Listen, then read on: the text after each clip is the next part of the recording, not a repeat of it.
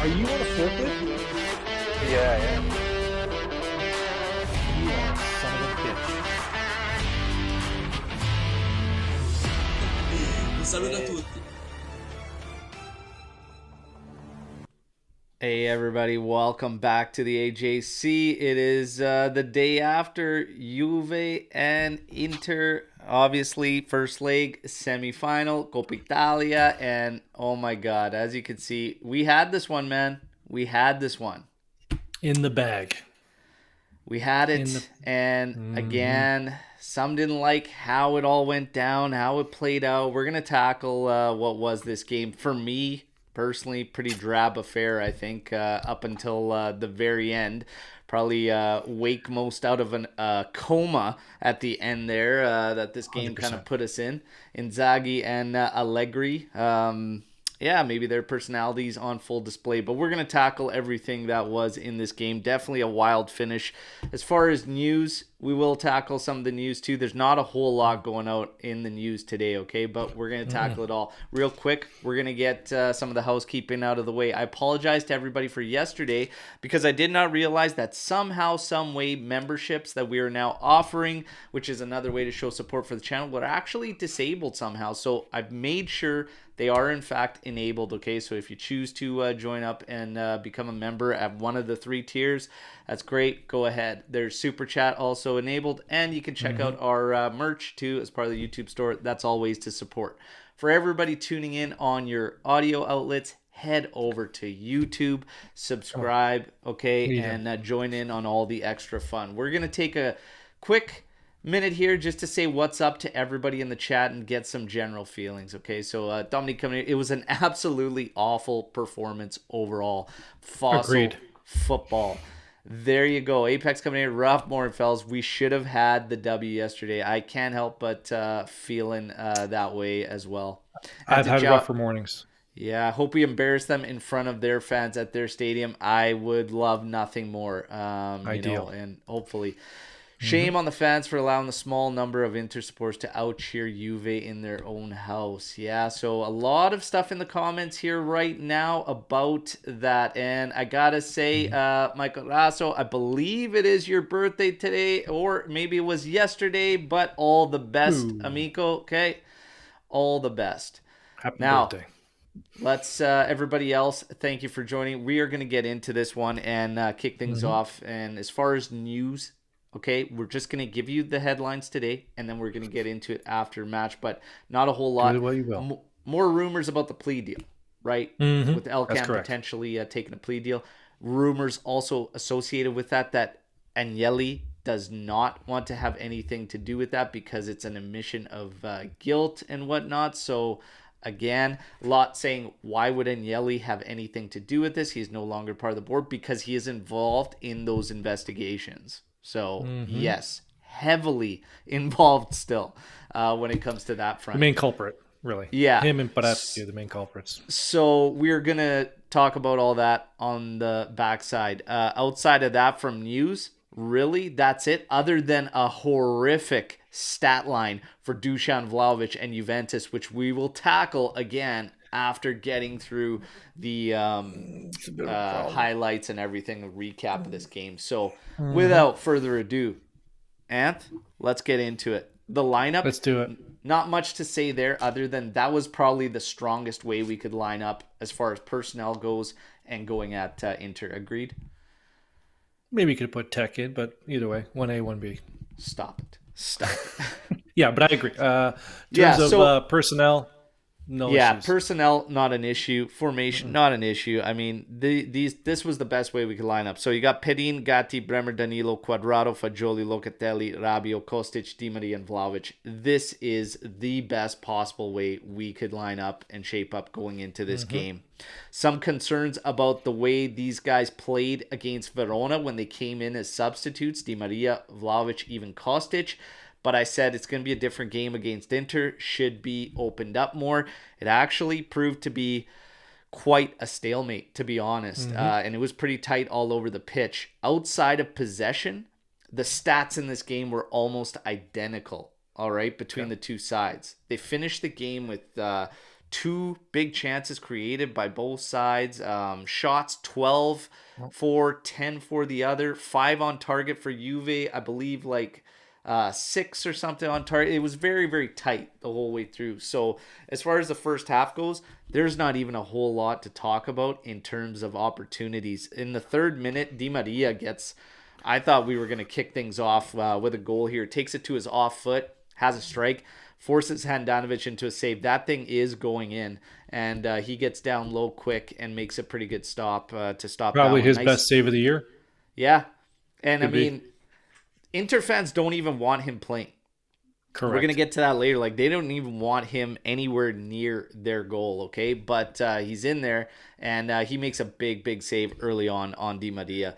As far as the rest of the... Go ahead. Just rewind that one. Locatelli spun 2 Inter players to spring Di Maria on that. And Vlahovic had a nice one touch to him beyond the defender that kind of sprung everything.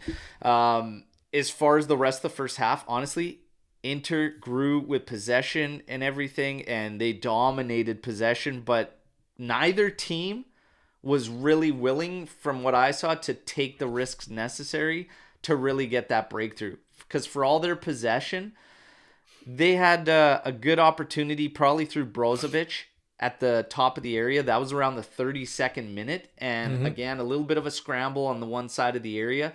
They find him up at the top, and he didn't put it anywhere near where he wanted to, and Perin got down and parried that one away off his knee, making the stop. Deflected. They finally had a good opportunity that they created, and what they did, they had to risk a guy forward. So what they did was they went to 2. They held 2 defenders back. Bastoni ended up pushing forward, which gave DiMarco freedom to move inside. And then through a few passes, Brozovic finds DiMarco in the clear, and Bremer comes up with a massive intervention for Juve.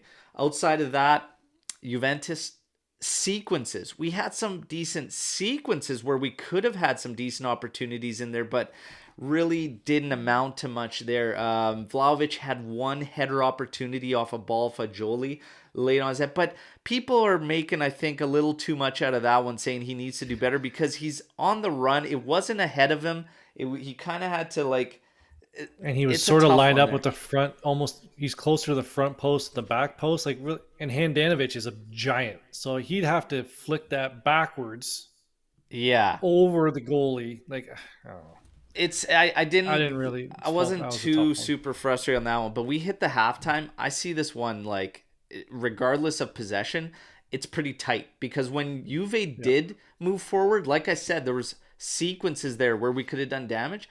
We were actually pushing them back and making them look kind of suspect back there. We just couldn't capitalize and really get that last touch, that last play, or that last moment that would create that opportunity. But I didn't feel too bad at the half. I was like, oh, this is easily a winnable game for us, despite such a massive loss in possession. How did you feel? Yeah, if you could ever, put a chess match onto a football field, it was that. It was just 2 teams that just evenly matched, or even their strategies were evenly matched, and there was nothing going either way. I would put a little bit on the fact that Rabiot was non-existent in that half. Well, Rabiot was pretty much non-existent the whole game. What we expect from him, what he's been doing in recent memory, those runs through the middle, turning the defender. He did it late in the game, turning his defender. Those kind of penetrating moves, or those dribbles through the middle, just non-existent. So it was more like passing through the middle there. Whenever we did go forward, and I'm not going to put on Cuadrado, but normally when we were playing up the right side in the most that half, he would hold it up, and then Inter would be able to set up their defense. And Juventus did the same thing. Inter did the same thing the other way. They'd sort of hold it up.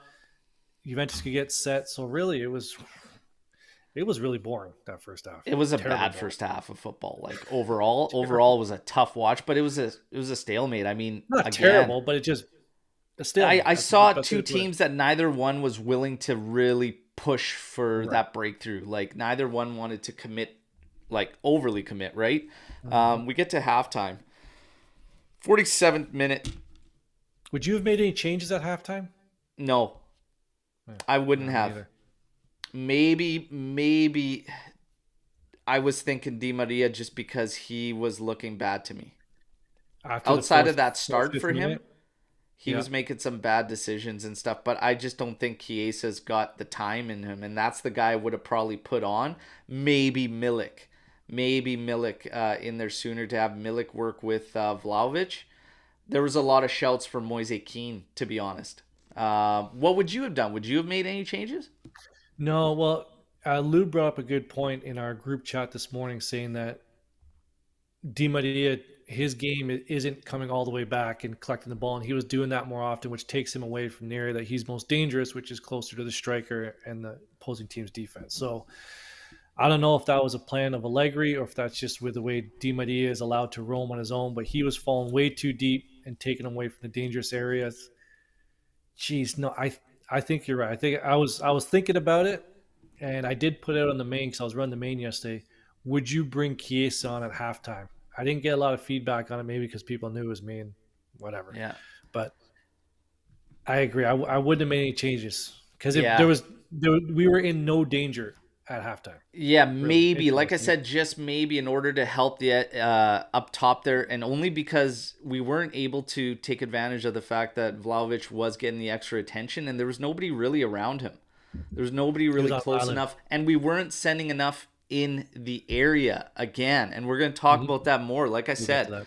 that willingness to commit. 47th minute, Fagioli lays actually a really strong ball over to Vlahovic there. He did have to stretch for this one, but he's going to take heat because you want to put that one at least on target. Agreed? Oh man, He's it got to was put that one on target. it was a little I think. long, so he had to stretch backwards. I know. But he wasn't stretching backwards. He was stretching to his side. He was stretching to this way, and ultimately, he did get a good chunk ahead on that. I think it's got to be directed towards goal. He was pretty pissed off at himself too, so I don't know. That I'm gonna put that the ball was great. I just think he wasn't in the right position to receive that. I'm not gonna hammer Deuce on that one either. I'm not going to hammer him, but want a little bit better. Okay. Reading, yeah, I don't know, man. I felt like, I don't know. It's a tough one. And they're bang plays and stuff like that. But ultimately, I don't know, man. He looking at a Great ball player's from Fagioli though. usually when you look, great ball. Usually when you look at a player's reaction, it helps you gauge too. And he also like looking at him. I'm like, yeah, I think he felt he's gonna want to do better out of that scenario. I don't think he was overstretched, because if he was overstretched, that ball's not actually gonna go towards goal. It's actually going to go upwards and out. That's why I felt like he was in a decent enough position to put it towards goal. But nonetheless, we continue on. 63rd minute. This was probably the best opportunity for Inter when Mkhitaryan found a little lane, made a cut through, takes a left-footed slash at this, and it just goes wide of the far post. And Penny left standing there. That was probably their best opportunity. Juventus finally starting to push up a bit. Obviously, this is when Vlahovic is no longer in the game, but we start to put bodies in the area. This is one of the first sequences where we do so in the 77th minute. And cross comes in. We had Locatelli stepping up there. Milik was up there. And we had another body. I believe Rabiot in the mix.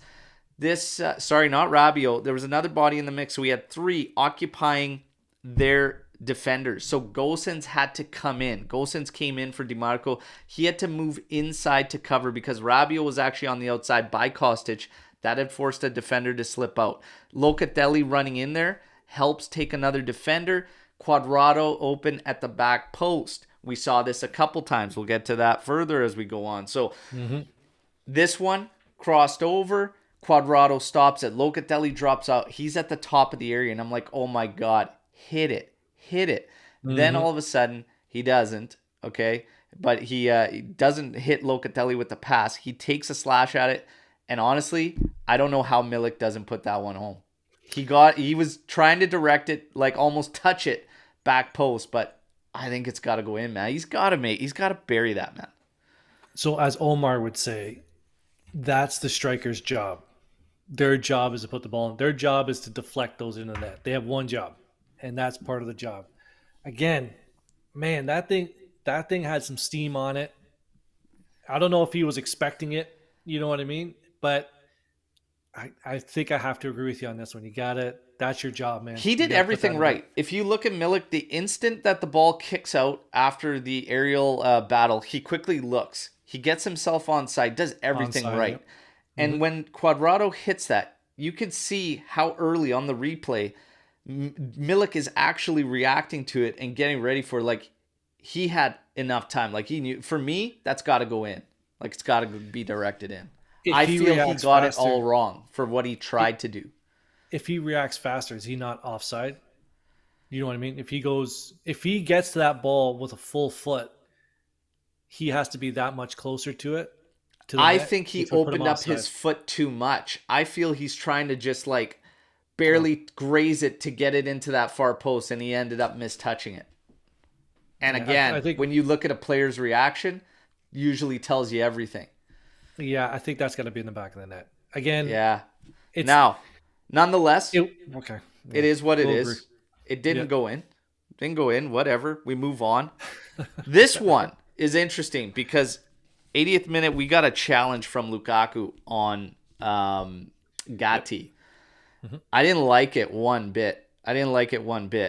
We were going back and forth in the group chat, okay, about yellow card, red card, whatnot. And to be honest, that probably call it an orange, okay? Because like it's right in between there. What's interesting is getting referee Nick's call in there, because for me, it's the intent, which is a big part of what they decide in making the call. People like to talk about red cards like, oh, you got to go through him. No, that is not actually in the rules for what it is, okay? So referee Nick actually coming in here with a good, solid explanation, and you guys can make what you want of it. But for me, it was an awful foul. He says, Lukaku went in for a slide tackle and fouled Gatti, obviously. The criteria here are 4 things. 1, cleats involved. Yes, cleats were involved. 2, extended leg. Yes, he had extended his leg. Back that up. What cleats? Like his studs or his shoe? His cleats involved. Contact area. Shin. Contacted shin. Okay. Extended leg. Yes. 4. This is probably where the referee Massa likely decided it was a yellow card, because the tackle for him was probably missing the excessive force needed to make this a red. And there was only 1 yellow card that had been shown up until this point, and Massa let a lot of hard tackles go. So therefore, based on that, it's probably why he ended up making that decision. So the threshold for what he's calling a red is increased because of how he was calling that game. But he says, although his decision is supportable, as VAR can't consider a clear and obvious error on something like that, referee Nick says he feels this tackle is unacceptable simply because of the fact that Lukaku was clearly visibly frustrated, had no intention on playing the ball, which he puts is a major consideration for red cards. What happens when Gatti gets injured on a play like that, despite him carrying a threshold of that through the game? That's where I stood on it, and why I said I thought it was a bit questionable, because there's no play for the ball whatsoever. And he takes a healthy run, and definitely his intention was to take him out. For me, it's ugly. It's ugly. Oh, yeah. But happens every game. Guys get cleared out every game, and it's a yellow card. Now, going back to the intention, though. Guys get cleaned out, but there's a difference when you have a play for the ball or when a guy's turned you on a corner. A huge difference. Huge difference. That's clear, man. It's a clear what? You knew what he meant to do. He meant to take him out. He wasn't going to play the ball. It's intent. So that's a red card? So you're saying that's a red card? Do I think that's a red card? Yeah, when your intent is to take a guy out and not play the ball, it's clear as day. That's reckless, man. Reckless is what is supposed to be called. But reckless isn't an automatic red. It's a yellow. You can get a yellow for being No. reckless. Reckless is one of the major... Reckless with intent is the major considerations for a red, Anthony. Yeah, I'm not going to... I don't know. Just in the flow of the game, in that game, the way he was calling that game, the number of times I've seen that foul before. Was that the worst challenge in that game? Yes. Yeah. I don't even think there was one that was close to that one. There was some hard tackles that he let go that probably should have got yellows that he didn't call, but that was by far the worst one in the game. It's intent, man. For me, I'm bothered by, but it's gonna split, and this is one of the things about it. And like what Nick says, again, to the ref's discretion, you're probably gonna put that in a room with 10 guys and get whatever. A 6-4 split, whatever. So, anyways, he caught him with his foot. Lukaku lunged with his left and caught Gatti's left, I think with his toe, and then he stepped, and then his knee that he stepped with went knee to knee with Gatti. So it's a foul. It's a yellow all day. It's a easy yellow, but it's potentially a red. Is the point? Like, it's potentially a red. Potentially, I wouldn't have given it. I'm on the side of give him the yellow. Again, let's let it go. Let's say, okay, whatever, yellow. But the point is, a little bit of a discussion there. 83rd minute, Locatelli again pushes forward. We start to push forward with bodies, and it starts to create problems. This between Locatelli, Chiesa, and Milik, it actually again on a ball played in took all their defenders. Okay, now all of a sudden you've got Cuadrado open back post. He comes in, buries it. 1-0, 83rd minute. We got to get out of here. Game's sealed. Game's done. Game's over. All felt the same way. Game sealed. Game done. Now, unfortunately, I believe I heard a stat that Inter hasn't scored a goal from the run and play up until that penalty, I guess including that penalty, in like 4 games. Their last 4 games, they haven't scored a non-penalty goal. Jeez. Wow. Yeah. Okay. Fair enough. 94th minute. 94th. Son of a bitch. See, this, when we were going at players in certain moments and bang plays, Bremer took a shit ton of heat on this one. And to be honest, I gave him none. I gave him none either. And this is probably going to be unpopular and everybody's going to get on me or whatever. But listen, you were taught as a defender to what? One of the first things, not let the ball bounce.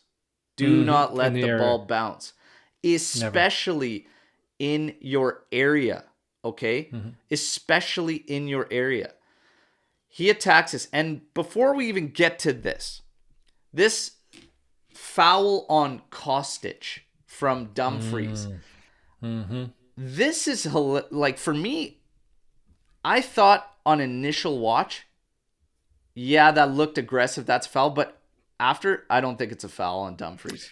I think he just got there first. He didn't get there first, but he doesn't put enough into him. His arms clip him on the back. I know we see a lot of refs call that, but for me, 100% agree.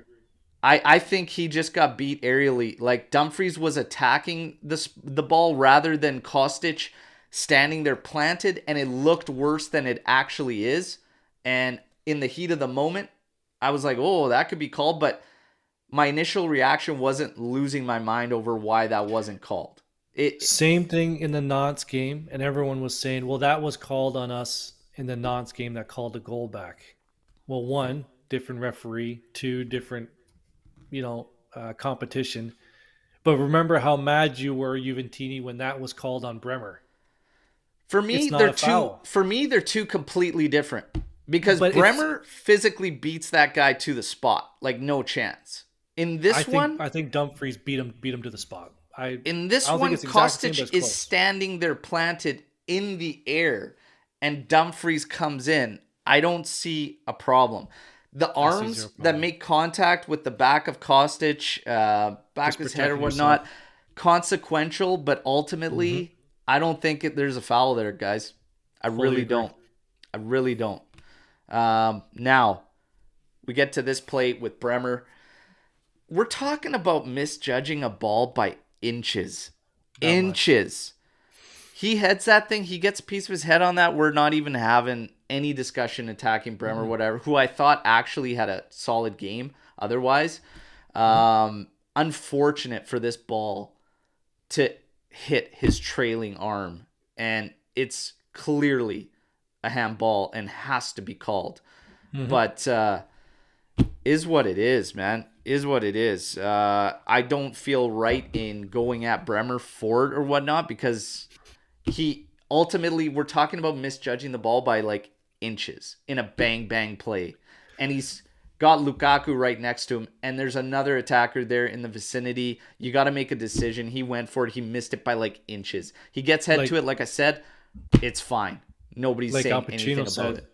Like Al So, Pacino said, game of inches. And you're 100% correct. That ball, in his mind, that ball is heading towards, no pun intended, is heading towards what he thinks is an Inter player behind him or in the area. So even just tipping it with his yeah, head will yeah. throw that striker off, or he has to try and get ahead to it. And come on, like I give, I'll give him no flack for that. I don't give Just him flack unfortunate. for that, to be honest. I think it's just unfortunate we Mm-hmm. had to misread it. Mm-hmm. Now, we get the PK, and And a long one. Lukaku steps up. He buries it. Tech would have saved it. Sure. So now Lukaku reacts to number one, it's absolutely pathetic and disgusting that we have to continue to talk about racial slurs in football, in life Mm-hmm. in general. There's absolutely nothing that needs to be said about it, and we're not going to spend a bunch of time because honestly, what scares me the most is that nothing's ever going to change in Mm-hmm. Serie A, unfortunately, because this is the what how many examples and pieces of evidence do we have of this going on continuously year in year out? Just this season. Regardless, lifetime ban should be heading for all Mm-hmm. involved, period. I don't care who you support or what it is. It's absolutely disgusting and pathetic that we have to talk about it at all. Nonetheless, here we are. Lukaku reacts to it, celebrates. This causes a bit of a Is that not his brouhaha. normal goal celebration? First of all, I don't watch La Inter. Is that not his normal goal celebration? I don't know. I don't Maybe. really care because it's irrelevant. Perfect. It's irrelevant if Okay. he does it the same, if he does it Fair enough. whatever, a Good hundred point. times or whatever, anything. Mhm. Danilo gets involved with him, steps up. The side official, okay, the third official comes in, Well, and there's first a the Inter bench clears. well, they All come the in to celebrate substitute with Lukaku. They're celebrating in the area. It looks because the game like should be that. over. The If game he should ran be to the over. corner, they would have run over there and celebrated with him anyways. Mm-hmm. The Mm-hmm. third official steps in. There's some words and there's some like nobody really knows 100% Mm-hmm. why, but he's not going to get a second yellow for reacting to the fans and doing that celebration. There's much more to it. Mm-hmm. It was it had to have been seen as dissent by the referee. And from that point of view and what we saw, dissent would have to be him celebrating in the area almost as a taunt to Juventus players. Mm-hmm. If the ref saw it that way, and the other potential is words that were said during set celebration that set Danilo off, that set Quadrado off, whatever. We don't Yeah, actually know, but it's Danilo. definitely not for Danilo went. reacting to racial slurs that some of the headlines are. That's not why he got a second yellow. Yeah, if someone in the chat, if it's out now, what the referee actually marked the second yellow down, if someone could look that up, because I haven't seen it yet. What the official reason was for the second yellow? Dissent makes sense. We looked it up this morning that a yellow card obviously can be given for excessive celebration. You pull your shirt off, but just excessive celebration. I didn't see excessive celebration there. So But the taunting, but you see Danilo as soon as all the Inter fans are there. Sorry, all the Inter players are in the box. They're celebrating. Danilo just like ran out by himself to go say something to the referee. So I don't know. So something must have been said. Referee Nick says it like Lukaku was appeared to be sent off, second caution for dissent during his goal celebration. We need to wait for the official report from Massa's report, but he believes this was given. Massa believed this was directed at Juventus players. That is the only way it would make sense. Is if in the ref's mind he thought that was almost a taunt to the Juve players to stand there in the area, and you saw Perin get hot, Danilo get hot, and whatnot. Danilo came up afterwards in a post-match, and I saw the phrase there saying he told our fans to shut up, essentially, or whatever. Naturally, that is going to get you a yellow. So there's a lot going on here in a lot of different parties. Obviously, that paints a bad picture because all of a sudden it's like, are you defending what your fans were doing in terms of the racial chants? I don't think that's what's going on whatsoever. I think there's a lot more to it. Again, only those involved know, but referee Nick says it is rare for a player to receive a card for something directed at fans unless it is completely out of line. All right, like when Cantona went into the stands and kicked that guy. Remember, that was amazing. That was crazy. If no one's ever seen that, look it up. A fan pissed him off. He jumped in and stunned the guy right in the chest. It was yellow awesome. card. Now, according to your scale, all right. I love that. Now, maybe what was shocking to me is that the match continued. Like, and they even allowed, because that was a pretty intense moment. You got to shut it down, I think. Again, the referee just got, okay, I thought the ref did a good job yesterday. There was 3 minutes of added time in both halves because there was a good flow to the game in the sense that there was not a lot of whistles. So I thought 3 minutes on both ends was fine. But man, again, blow the goddamn whistle and just end the game. Okay, Inter celebrating in the box. Just blow the whistle. You get your assistants in there. You separate the teams. There comes a time where you got to manage the situation. You got to manage what's going on, where they're at, whatnot. And I felt like he missed the mark there, and it obviously opened up what was about to go down. Cuadrado was one heavily involved with the situation with Lukaku and whatnot. He gets into it, and he has words with Handanovic after. They both get reds. It looks like there's video footage. I don't necessarily think he's trying to throw a shot. I think he's trying to bring his arm over because then he goes low. Like he goes low and like kind of grabs him. But I think there's going to be some extra consequences coming for Juan Cuadrado. There's another video of Handanovic coming over the top at him too. Oh, is there? So I haven't seen that one. So Lalo has been posting it on Twitter all morning. Lalo. He just keeps posting the same video. Now, so it's out there.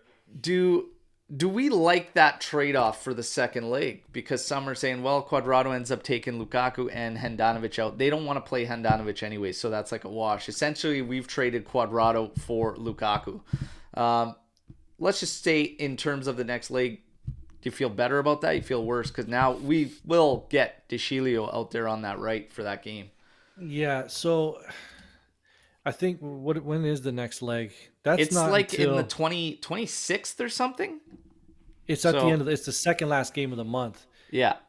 The bigger concern for me, and I could give a shit what Inter fans are concerned about with their team.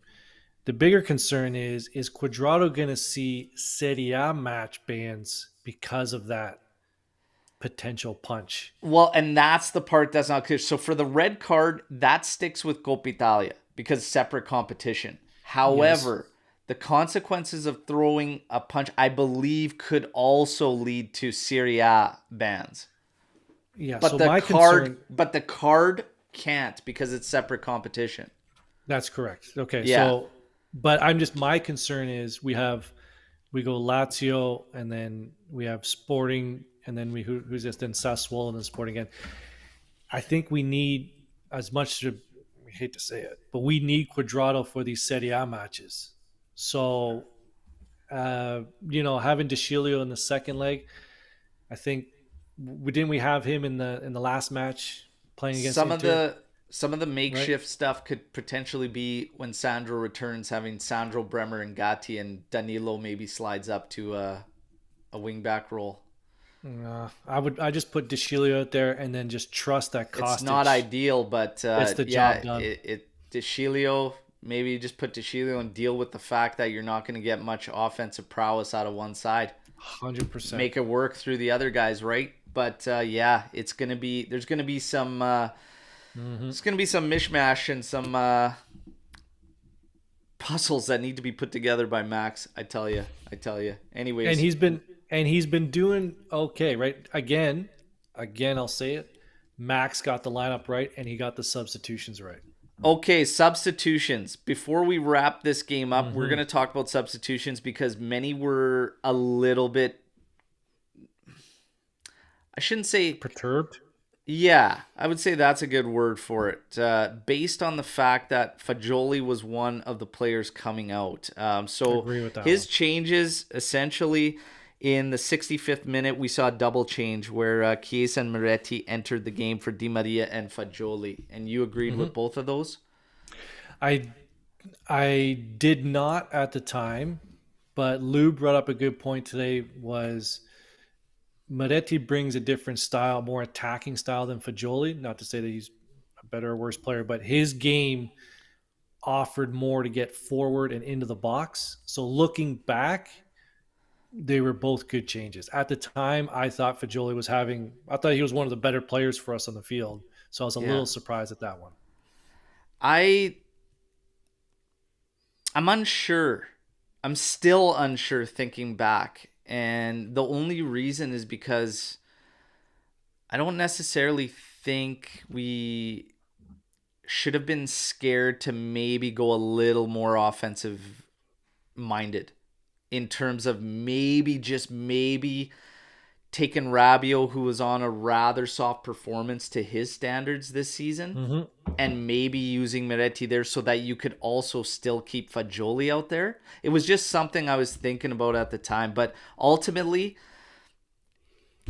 this was a pretty tight game, and we still did have opportunities to score. Like I said, the possession, very, very lopsided, okay? But in terms of the game, very, very close, and we had opportunities that we could have made them pay. So it's a tough one. Milik obviously entering in the 74th minute for Vlahovic.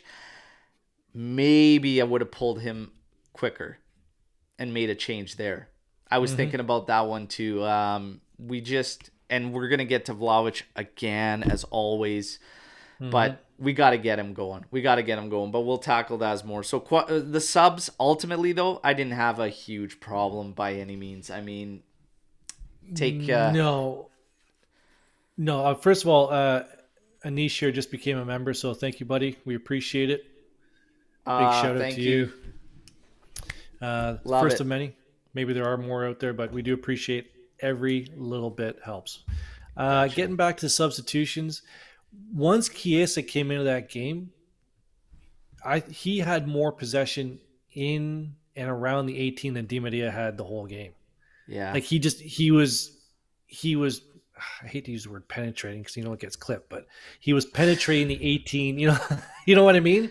He was carrying the ball into the 18 or attacking. Maybe stop with the hand gestures too, like penetrate. He was yeah. he was attacking the 18-yard box more than any other player on the field that entire game. Yeah. Right.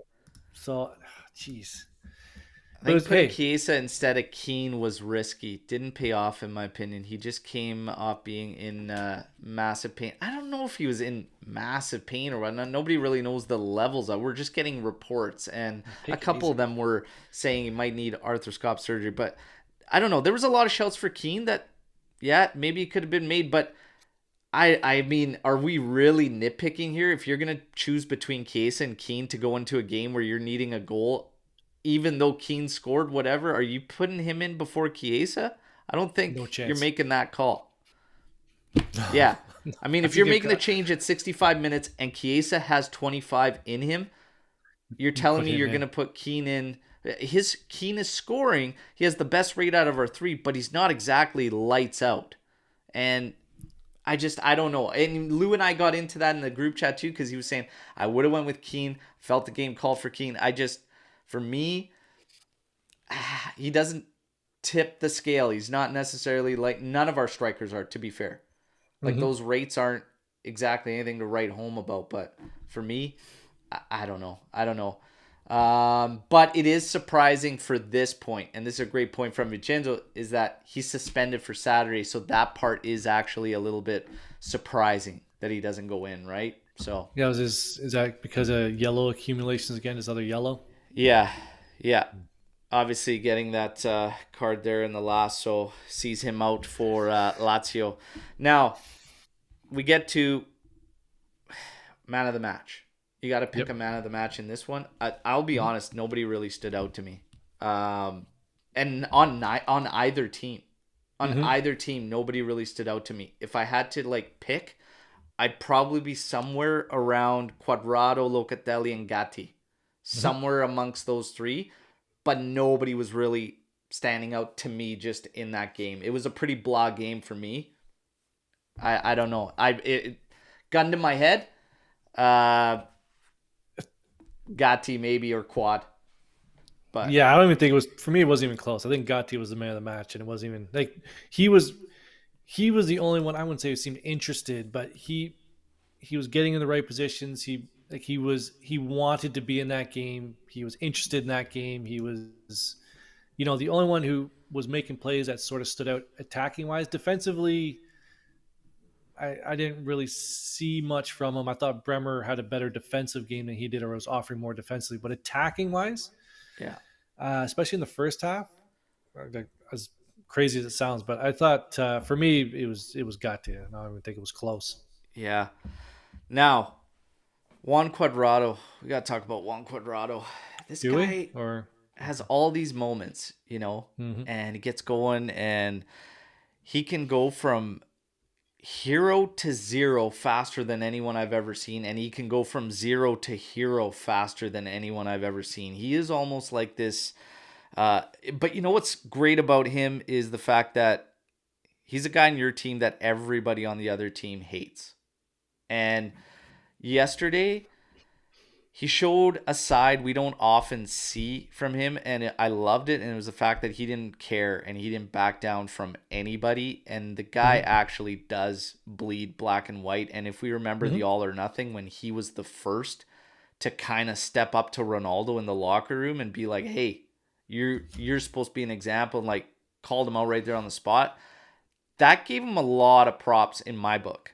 When he did that, because we don't see that side of Quad, and for all his flopping and all his diving, that's part of his game or whatnot. Yesterday was a side that we don't see a lot of, and paints more of a picture as to him and the captain role and whatever. And when he was wearing the armband, stuff like that, he's a lot more. Obviously, reaching 300 caps, appearances, and whatnot for the club. His kit's gonna go in the J Museum and everything. Is Cuadrado a Juventus legend for you? Geez, how many years has he been here? Oh man, 7 or 8. I'll look it up for the exact number, but yeah, it's in that vicinity.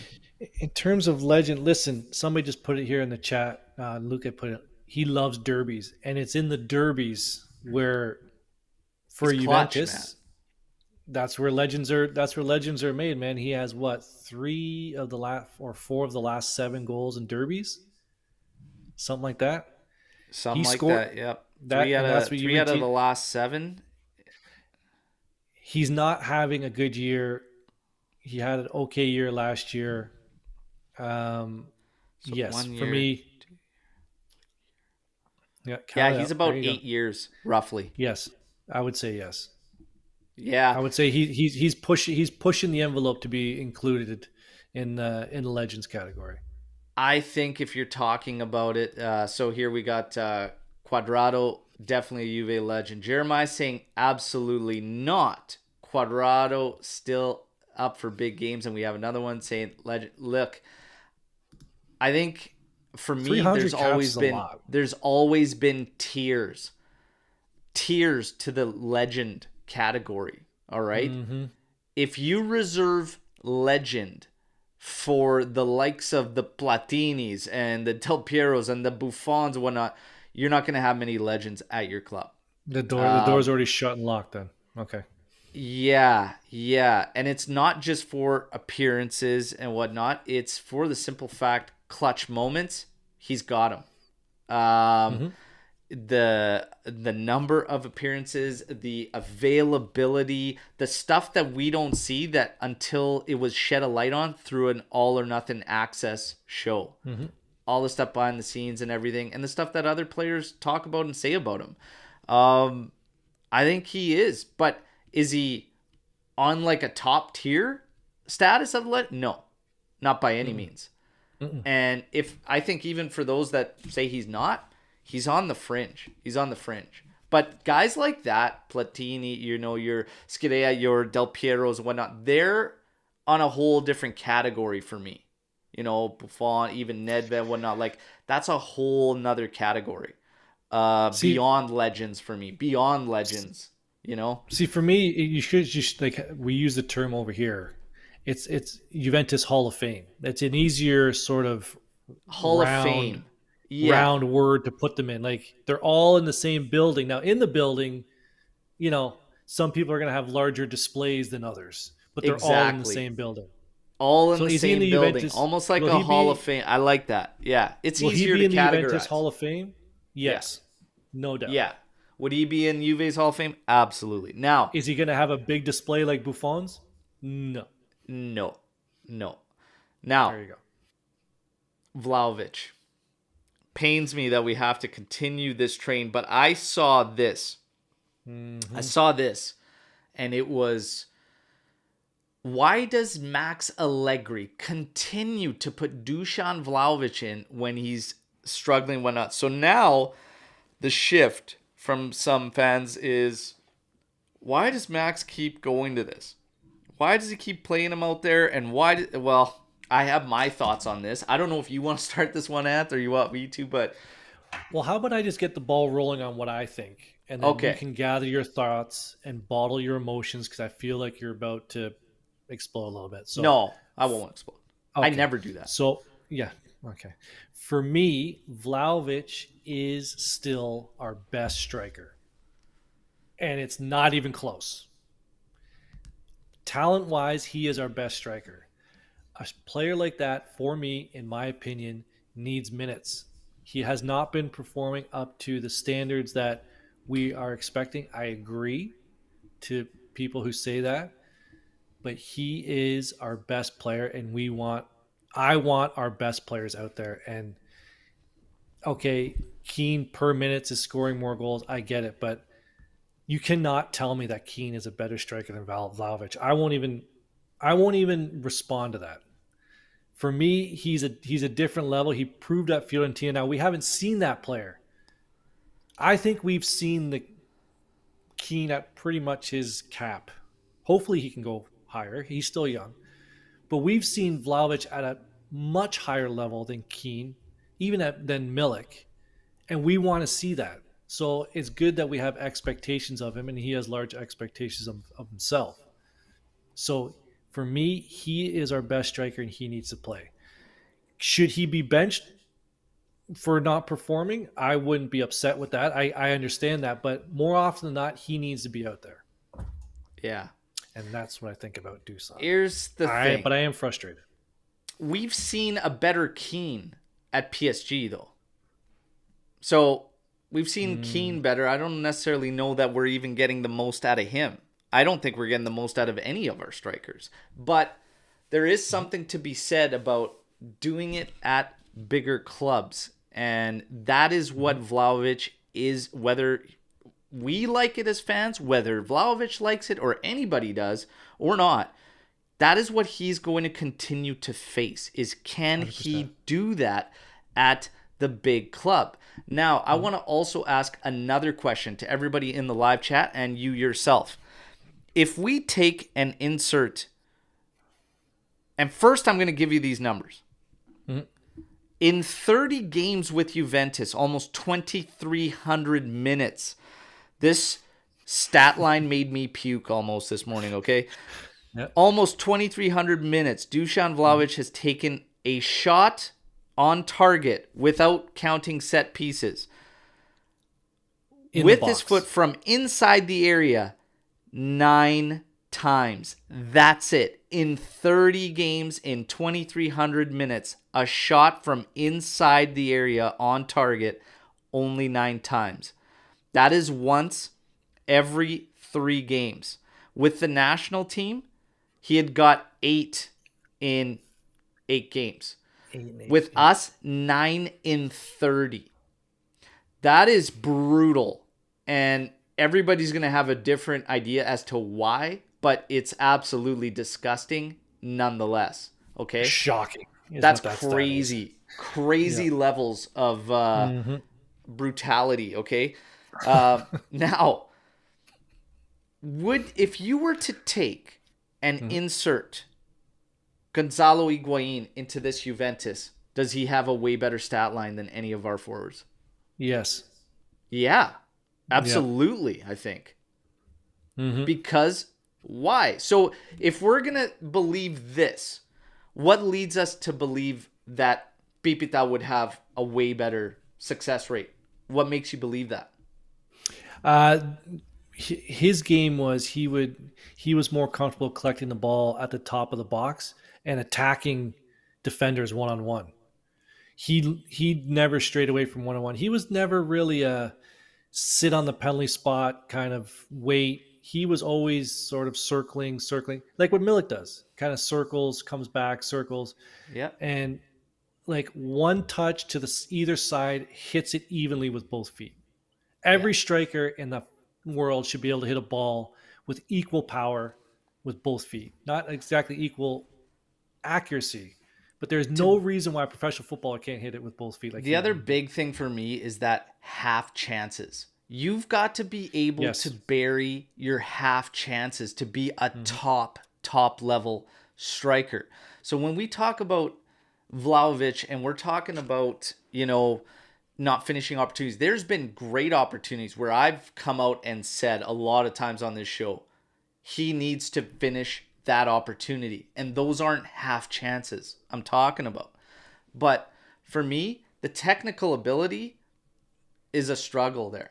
It's a struggle there. It's not where it needs to be for a top level striker. But even the finishing, even just as a finisher and the half chances, we lose a lot there. So the question of questioning Vlahovic and if he is the guy, okay, it's fair in my opinion, but it also, when you start to look at this and you start to think about other strikers that were top level strikers and you put them in here and they would succeed or whatnot, do we have the wrong guy for us and what we're doing right now? Can he thrive if we change things up, different systems, different setups? For me, if I watch this Juventus, and I've been saying this for a while, why on earth, okay, would we not try and mix things up? Because the second he gets the ball, the second he plays it out, he pretty much turns his back to play and just runs up to that central spot right up at the top and everything. And I'm like, why wouldn't we change things up and maybe we started pushing Luca later on in the game and whatnot, but it doesn't have to be Locatelli, just anybody, a midfield, Rabiot. Push somebody else up and have Vlahovic start from further back and have him come into the play. Try and get Kostic running down and then maybe Vlahovic trailing so that he can hit a ball in a one-time. Change things up. Get him out of this funk that simply gets him isolated because he hasn't been able to figure out why. This is not just a Vlahovic problem. Milik and Keane are not thriving. They're not lighting the lamp, so to speak. For me, this is just as much as an Allegri problem as it is a Vlahovic problem. That's how I feel.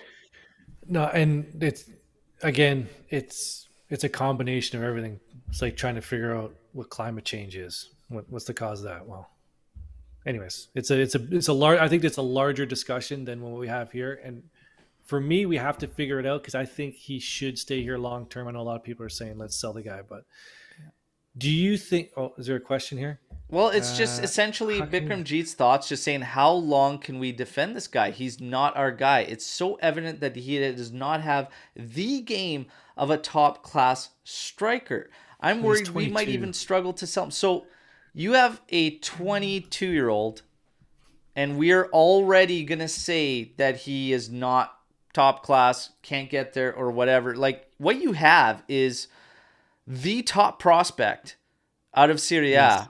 that Juve went out and spent a bunch of money on and was doing better at Fiorentina. Yes, there are a number of reasons that you could try to point something at, saying that essentially, well, at Fiorentina, you are going to face higher lines because they're not going to play as much in a defensive shell or anything like that, whatnot. Less But football, less games.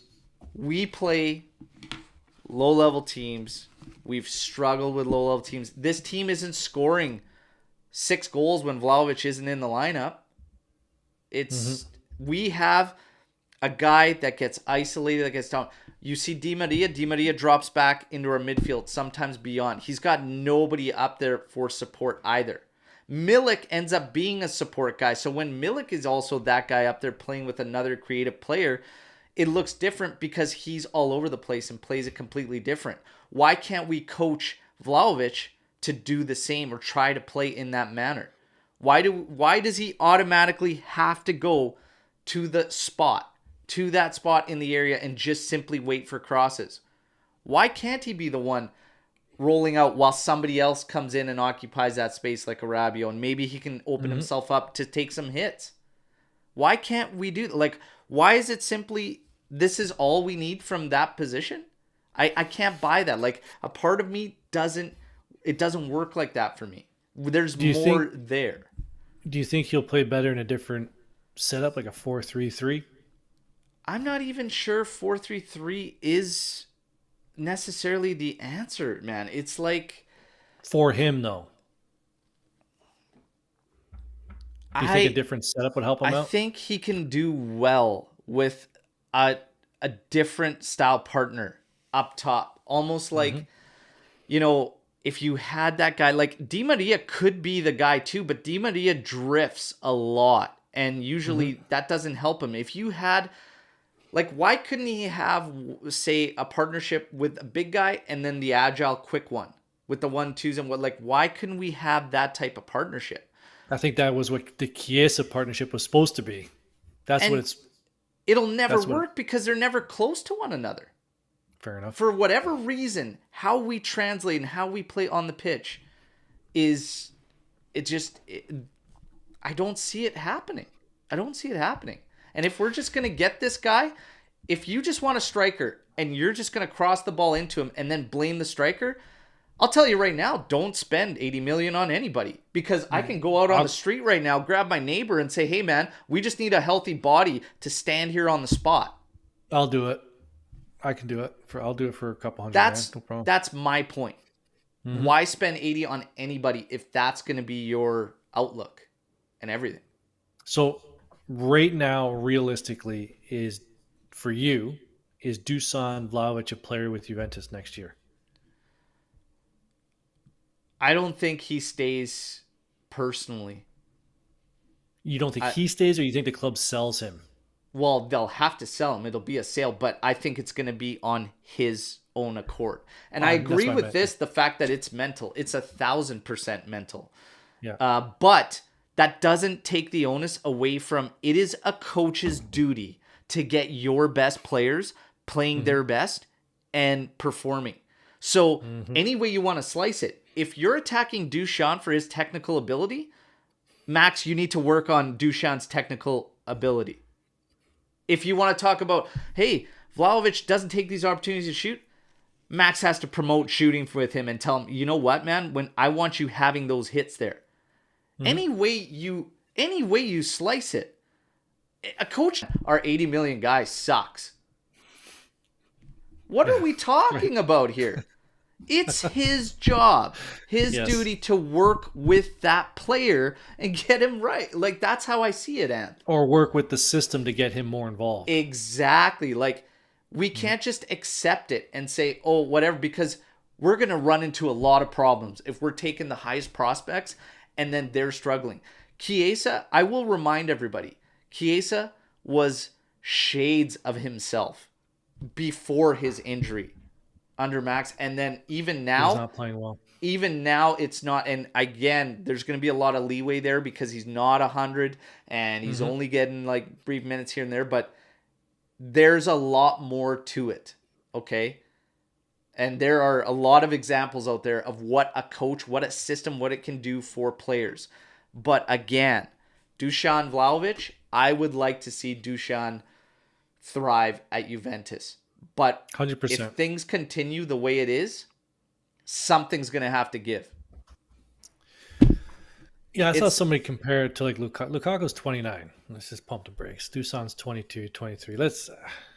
I'm not gonna give up on him that easily. But I do. So but what we he's do trying to need to say help is him. that Lukaku was a monster for Conte, and now and ever since, whatever, hasn't been. So does that make Lukaku a top class striker? No, but it shows you that you can get a lot out of players that aren't necessarily top class strikers by helping them, by assisting them, by playing to their strengths, playing to their abilities, finding a way, not just accepting. Conte could have easily accepted, oh, he's not a top class striker. What are we talking about here?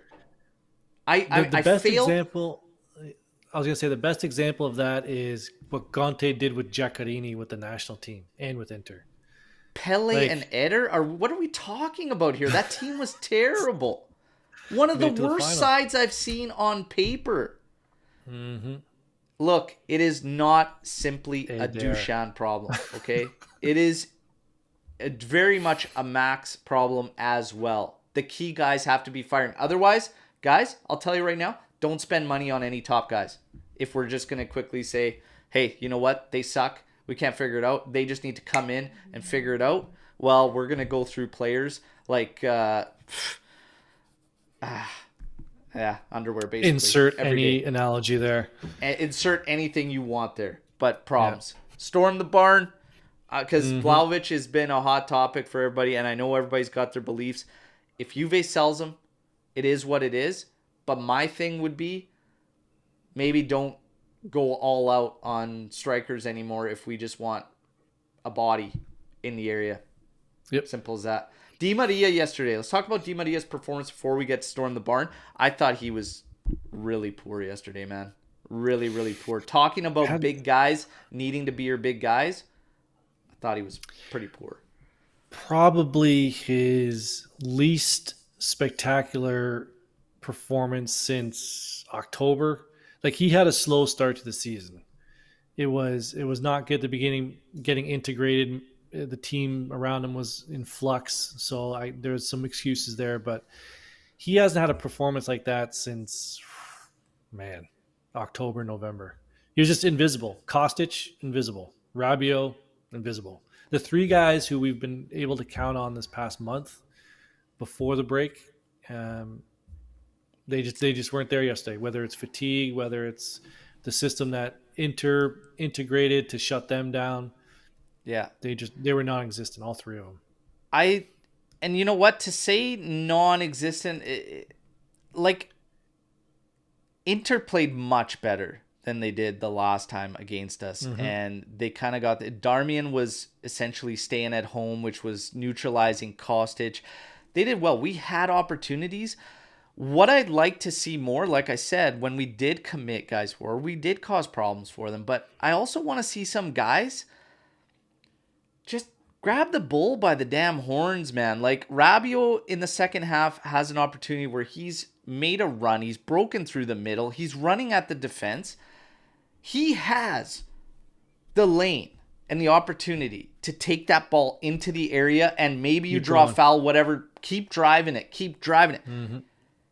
Instant reaction from so many of our guys is to stop. Oh, he stops. Man. Kostic is occupying a defender. He's made the lane for Rabiot. Rabiot, it's right there, man. Take it to the area. He dishes off for a cross, and then whatever. It's a half chance, like an aerial battle, a scramble. But run at them. Attack teams. Ask questions of their defenses. So many of our players just don't take enough of those opportunities. So coaching, players, whatever, it's all relative. Like, we can be much stronger than where we're at. And for me, this is going to be the thing with this team is the offense. It's always going to come down to the offense. We do not score enough goals, and we don't take enough chances to get rewarded. I don't know. I see those opportunities a lot in games. And I just said Rabiot because it was the first example from yesterday, but honestly, you can apply that to a lot of players. Well, that was the one where he spun the defender. We're like, oh, here he goes. Yeah, and then he made broke that through run, like 3 of them. and then it's like, oh, why didn't you just keep running? I know.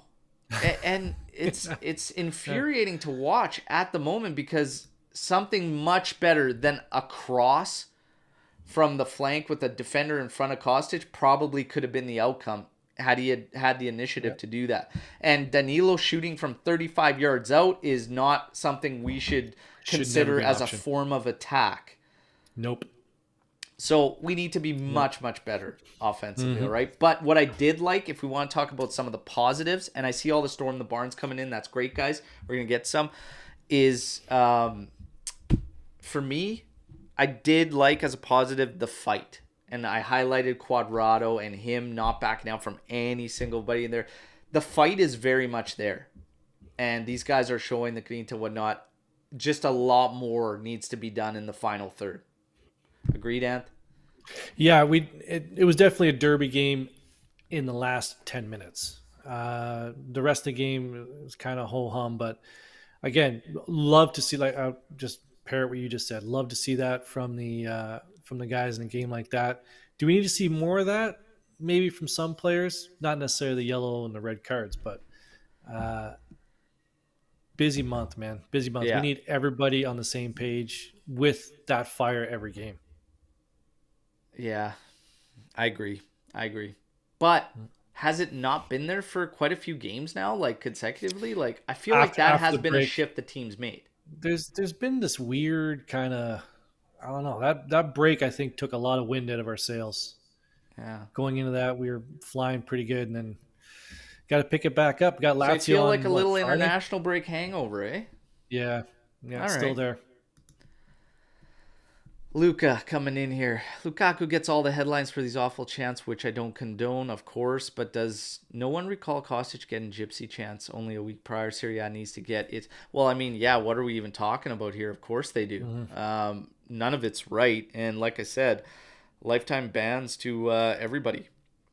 There's no place for it. It's nonsense. It's absolute nonsense. The problem I hate with it is when, and this is why, Twitter is like your diet, everybody, and you need to filter out the shit because Twitter is like that, where it's Juve fans, and then associate with this and whatnot, and it always will draw more. And of course, it's a Derby d'Italia, so naturally gets more attention, but it's just ridiculous. Do not make it a Juve fans thing and whatnot, okay?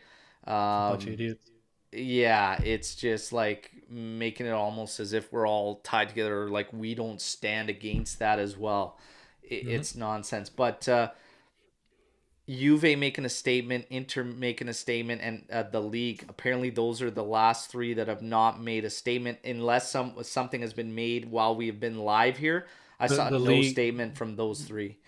Chelsea actually also has not made a statement. The league and Juventus made a statement this morning.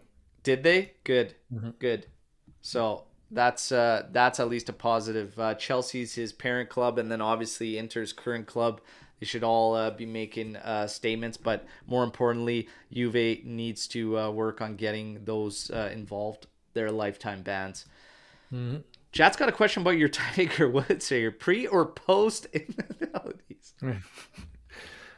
Post. There you go. Why does Max sub Fagioli as much as he does? Does he sub him a lot? I gotta check. I don't know. He subbed him early yesterday for Moretti, but we got a lot of games this month, kids. A lot of games. Fagioli does see a lot of subs. I think it's more Max trying to still work on establishing roles and where he sees certain guys that if he thinks a game calls, like I'll look at yesterday, for example, like we talked about earlier. I feel like Max didn't want to sacrifice Rabiot for the defensive phase. Mm-hmm. And, take your pick on whether you agree with that or not. Like I said, my personal opinion was I wasn't terribly scared by Inter to where it would have had me take Fagioli off. I probably would have chosen Rabiot. But Max will naturally, I believe, erred more towards the side of the defensive phase. What do you think? Yeah, that one, again, to lose point, I'll give him credit for this. I think he wanted somebody more attacking in that position, so he just substituted out, size for size, Medetti for Fagioli. Now, a couple of games ago, Fagioli had to come out because he was getting absolutely demolished. I think it was the last Inter game where he was getting beat up. So he also takes a lot of punishment, which means he's got to come off. And then he's taken yellows, so he's got to come off. So, really, him not playing 90 minutes, I'm not too concerned. Yesterday, I thought he could go more, but I had no issue with the change. The president of the FIGC, Gabriele Gravina, has been appointed vice president of UEFA. Oh, for the love of fucking... What is going on? The only good thing about today is I'm getting a haircut. That's the only What is going on? I can't believe it. I cannot believe it. That is enough for this is wild, man. This is wild. Yeah.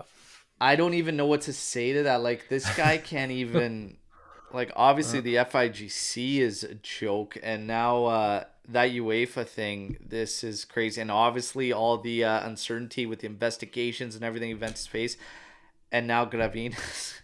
This is something else, man. This is something else. Guess what, people? We got more content coming up for you because this is going to be awesome. It's almost like you don't even know what to say, but are you surprised at all? Nope. Not at all. Not at all. And Sefrin doing this, are you surprised? Absolutely not. This is crazy. The joke just goes... it just grows more and more and more each day. Just need the Benny Hill music. Absolutely crazy. Mm-hmm. Late April Fools? I'm afraid not. But this is unbelievable stuff. We do have one more we're going to tackle here from Michael Razzo. Should Juve make it a priority to resolve the stadium crisis? Surely this can't continue. Yesterday. Do you... Omer and I actually had a really good discussion about this and how we feel about it and everything. And what are your kind of thoughts on it in general? Do you think they have to sort it out? I would recommend anyone who didn't hear the conversation in the pregame, so yesterday's show, to go back and look at that, because you and Omer had some great points on it. The only thing I'll add is I'll reiterate what you said, is that it is a very, very complicated issue. It's not a matter. It's not as simple as, we'll just let them all in and let them do other stuff. Both sides have their talking points, and both sides have their points that they're not going to move on. And like Omer said yesterday, the unstoppable force meets the immovable object. That's where it is. It's a big issue. You've even reached out to people over there, and they try to explain it, and they don't know everything. So it's a very complicated situation. We would all love to see it. The bottom line is we'd all love to see it resolved. Yeah. But as far as maybe, but should Juve make it a priority to? I think they need to do it at all costs, but not necessarily with the ultras.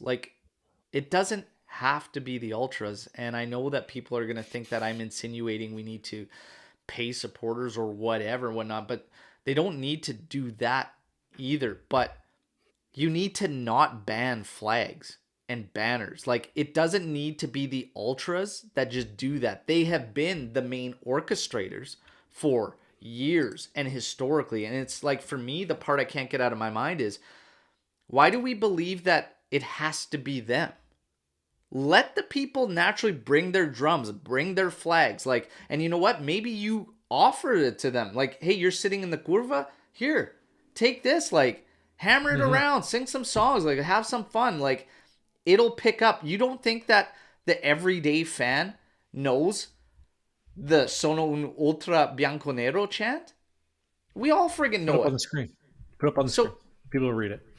It's like we can create that atmosphere. It should be a priority. It should be a priority. But wild day. Storm the barn. We're gonna finish on that in the stadium priority. I think it should be a priority for the club. Absolutely.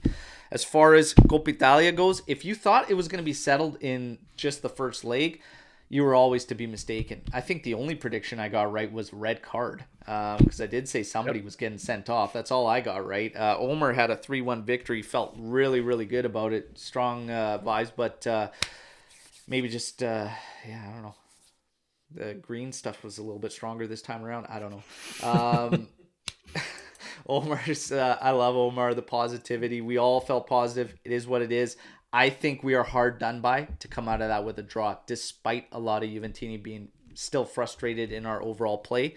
I think there's a lot of work still there for Max to do. Max, not just the players. Okay. In terms of the second leg, hey, it's going to be a big one. But right now, we got to shift focus to Lazio on the weekend. And that's going to be Friday, a big isn't one. it? Is it Saturday. Friday?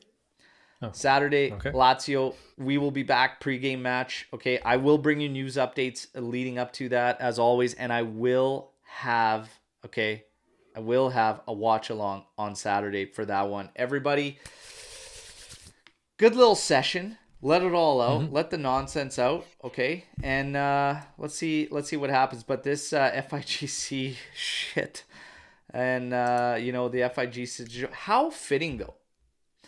The FIGC Serie A has had an issue with racism for how long? Come and join UEFA. Just so we could stick it to Juve. There you go. Gravina, UEFA, Vice President. Surprised? Not at all. Everybody, unbelievable. Take a second, like the video, all right? Do not forget, we have memberships now available, all right? So subscribe. I will be joining Rino tonight on his channel, Soccer Forever, Per Sempre Calcio. He wants to chat a bit more about Inter, so I will unleash just as much as I did today, probably maybe a little bit more because I'm still fired up about it. I think we really dropped the ball and we had the victory, okay? But I look forward to joining Rino tonight. Everybody, enjoy the rest of your week, okay? And we'll see you all on the weekend for another live session, all right? As always, fino alla fine, forza Juve, no matter what. And hey, still a little bit more work to do, all right? We'll see what happens. Ciao tutti. Yeah.